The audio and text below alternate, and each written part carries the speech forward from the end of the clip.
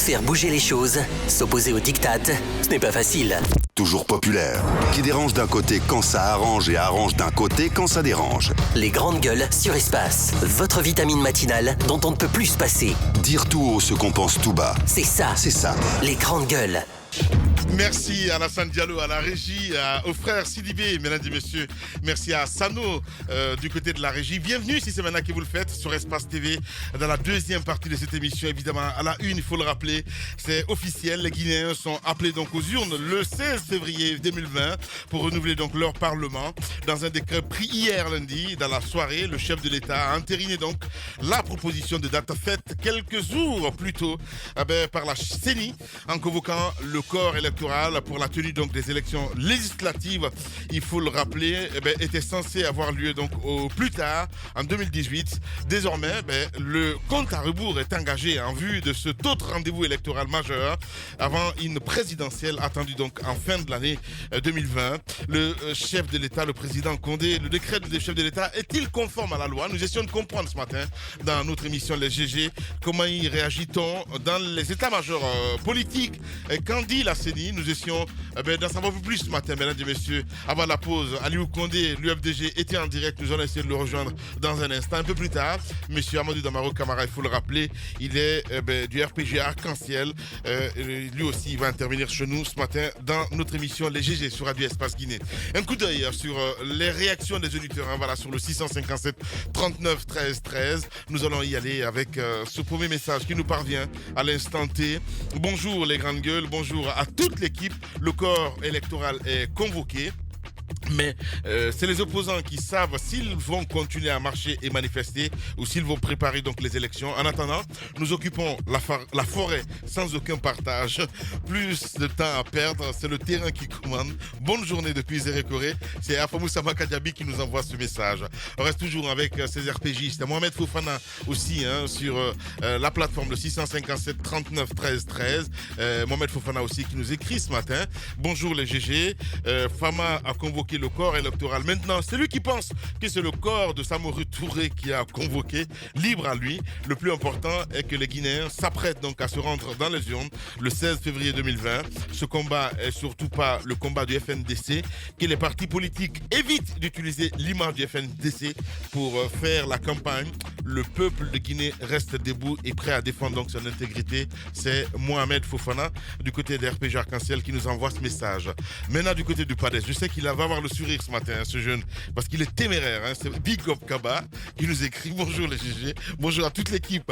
Aboubakar Big Up Kaba. Je pense que c'est juste un éternel recommencement. Le président de la République a montré aux Guinéens depuis 2010 que la compétence ne l'intéresse guère. Et c'est plus décevant, grand. Tout ça, c'est ce calcul mannequin et communautariste qui a toujours pris le dessus sur les décisions et les nominations depuis. Il faut sortir de cette gouvernance clanique pour mieux servir donc le peuple sans distinction. C'est Big Up Kaba qui nous envoie ce message. On reste toujours dans le QG des partis politiques, cette fois-ci avec l'Union des forces républicaines. Évidemment, c'est l'UFR ce matin avec Moria Kaba qui nous écrit. Bonjour les GG. Ce décret convoquant un corps électoral qui n'existe pas est une diversion d'un président en manque de stratégie face au FNDC. Je crois qu'il faut rester focus sur l'essentiel, la lutte contre le coup d'État constitutionnel en planification, le limogeage de Keïta, mais réjouit particulièrement car c'est lui qui a ordonné notre arrestation et notre détention en dehors de toute procédure légale à la CMIS 19 le 13 octobre dernier. Franchement, c'est le jeune qui a plus fait la prison du côté de l'UFR, Moria Kaba, c'est dingue. Allez, on y va avec cet autre, c'est maintenant l'UFDG, Lamarana Yembaran qui nous écrit. Bonjour Lamine, bonjour à toute l'équipe. Comment Alpha Condé peut convoquer un corps électoral non constitué? Il pose la question. D'ailleurs, le plus grave est qu'il bloque l'achèvement. Qu'est-ce qu'il veut dire? Des élections communales et qui prétend donc organiser une autre élection. Il veut dire l'anarchie totale. Donc c'est Lamarana Yemberin qui nous envoie ce message. Bonjour les GG. Aliou Condé veut que les dates des élections leur soient déposées pour validation avant même le PRAC. Il pose la question. Donnez la parole à l'honorable Damaro, s'il vous plaît. C'est Abdoulaye Chanté. Oui, les casseristes évidemment qui réagissent ce matin sur Radio Espace. Bonjour les GG. Je vais désormais voir Mafoulia animer les GG. C'est Abdoul Yemberin Diallo qui nous envoie ce message. Bonjour Lamine, je suis fier de votre radio. Vous faites un travail énorme pour ce pays. C'est Diallo Arbadba depuis Sangaridi qui nous envoie ce message. Un autre, Adolphe depuis Dar es Salaam. Je pense que la CENI reviendra encore pour nous donner une autre date parce que la CENI n'est pas indépendante. Il veut dire merci Adolphe Sankaris qui nous envoie ce message. C'est Alia Konsoba. Ce remaniement est un non-événement pour moi. Rien de nouveau. Donc une autre réaction évidemment. Moussa Moïse. Bonjour Lamine, dites à Moussa Moïse que dans mon temps et bienvenue à la maison. Je suis Mfamori Kankan Kamara à Angola. Voilà, il nous regarde à la télévision. Le mouvement Anna Wotagi, ce sont les vrais hypocrites de la République de Guinée, des vrais profiteurs, n'importe quoi. Un pied dedans, un pied dehors. C'est dehors Salam. Voilà, c'est Mamadou Béa Diallo du côté de Bessia qui nous envoie ce message. Bonjour Lamine, voilà, je pense qu'on a lu ce message. On va rester focus avec des réactions évidemment sur WhatsApp. Voilà, cette fois-ci. Oui, Fodé Baldé aussi qui nous écrit, un autre mal-aimé du côté de l'UFR. Bonjour les GG, ce qui se passe au sommet d'État est l'expression de l'État néant, car ce décret est doublement attaquable. Il convoque un corps électoral non constitué en violant l'article 62 du Code électoral, encore que la pratique habituelle n'a pas été observée dans la définition de la date. Le départ du président de la CENI devient une nécessité. C'est notre ami Fodé Baldé du côté de l'UFR qui nous envoie ce message. Nous allons repartir sur le terrain, Mohamed Jabi, si vous le voulez bien, avec Aliou Condé qui revient. Monsieur Condé, bonjour.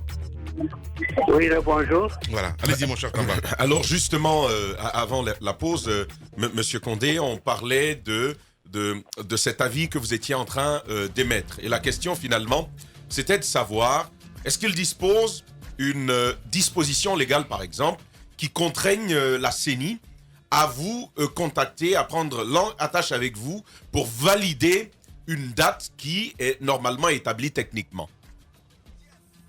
Non, ce n'est pas pour valider la date.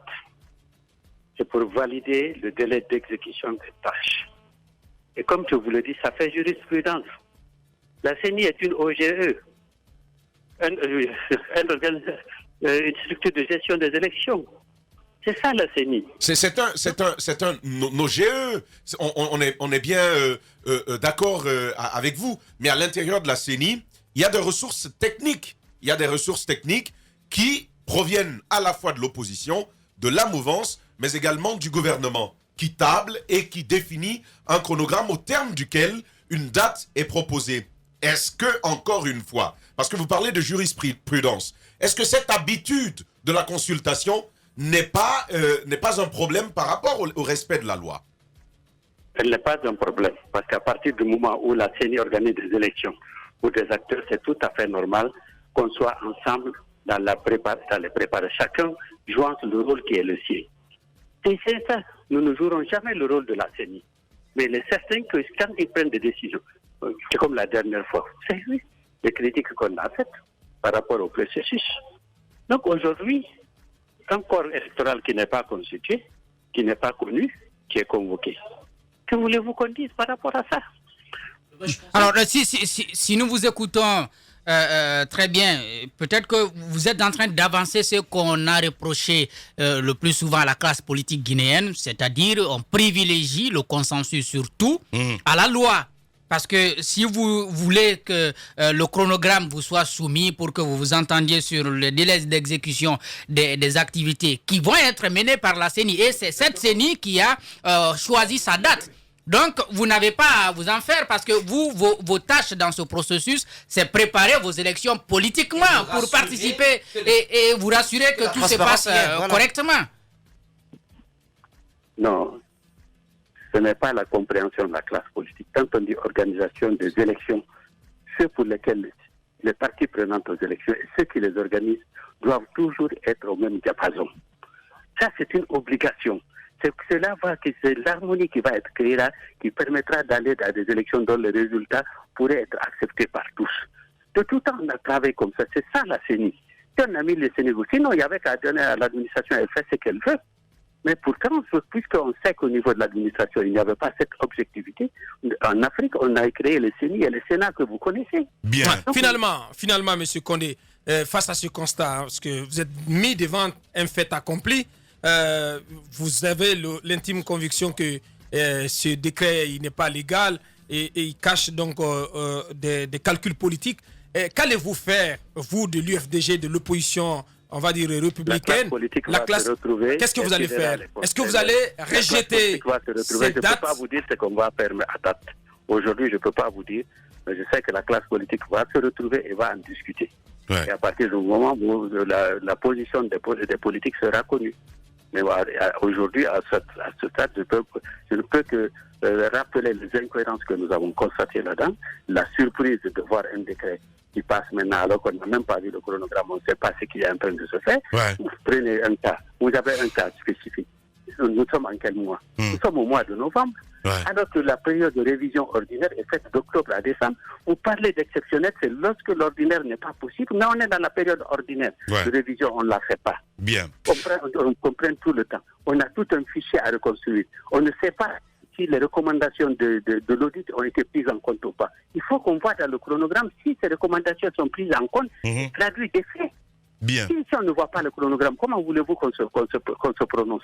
Bien. Déjà que vous savez qu'il y a un débat sur la prise en compte des recommandations de l'audit du fichier. Bien. Vous savez très bien, il y a un débat tout autour. La CENI ne veut pas. Bien. Vous avez vu la CENI qui est en train de mettre des fiches pour dire qu'on va radier les morts. Est-ce que la CENI peut retrouver tous les morts depuis 2000? Parce que vous savez que ce fichier est un conglomérat de tous les fichiers faits depuis les années 2000 jusqu'à maintenant. On peut retrouver les morts à partir des fiches, vous le savez vous-même. Et c'est pour ça que l'auditeur a dit, puisqu'on ne peut pas identifier toutes les anomalies, que tous les électeurs viennent devant la machine pour se faire enrôler à nouveau. À date, M. Condé. Est-ce que cette disposition est prise en compte dans le chronogramme? C'est pour ça qu'il faut qu'on voit le chronogramme. Justement, à date. On ne peut pas prendre quelque chose qu'on n'a pas vu. À date, si ça reste intact, c'est-à-dire le 16 février, l'UFDG n'ira pas aux élections, si je vous comprends bien ce matin. Ça, c'est vous qui le dites. Non, mais je pose une question. Non, je n'ai pas dit que vous l'avez dit. Je pose une question. Vous n'allez pas quand même fuir les questions, M. Condé. Non, mais écoute, je ne fuis pas la question, mais vous voulez que ce soit M. Condé qui réponde ou bien que ce soit tous les FDG qui répondent et toute la classe politique qui répondent. Ouais. Si vous voulez que ce soit... Oui, Ouais. vous savez très bien que M. Condé n'est pas habilité au stade actuel. Donc, un décret qui est passé hier pour dire, voilà, le DG va faire. C'est une décision qui va être discutée au sein du parti. Et puis, elle sera communiquée Bien. au grand public et tout le monde saura qu'est-ce que nous ferons. Merci beaucoup, M. Aliou Condé. Vous semblez en tout cas maîtriser ces questions. Merci beaucoup et surtout bonne journée. La normale s'impose en norme. Le sens n'est plus sens. L'intelligence décriée et la médiocrité célébrée. Brisons cette inversion des valeurs. Bienvenue chez les grandes gueules de Radio Espace Guinée, en ondes depuis plus de 7 ans en Guinée.